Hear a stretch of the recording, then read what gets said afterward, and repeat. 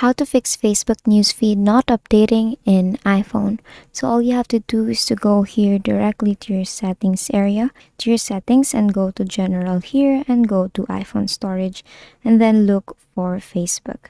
Now here on Facebook, you have to offload the application. Tap on offload there and just wait for it to load and then tap on reinstall the application to refresh the application. If it still doesn't work, then what you can do next is to go here to your App Store or your Play Store, depending on what device you have there, and then you just have to make sure that your Facebook application is updated.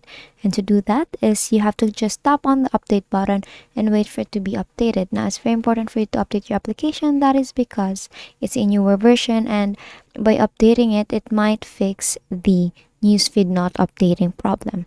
And if it still doesn't work that way, then what you can do next is to remove the application and then delete the application and then reinstall the application again. Next thing that you can do is you have to check on your Wi-Fi here and then make sure that you have a strong connection, you have a strong internet, because that might be the problem why your newsfeed is not updating. And if it still doesn't work, then the only reason for that is Facebook is currently down and you cannot do anything about it. So you just have to wait for the Facebook community to fix that problem.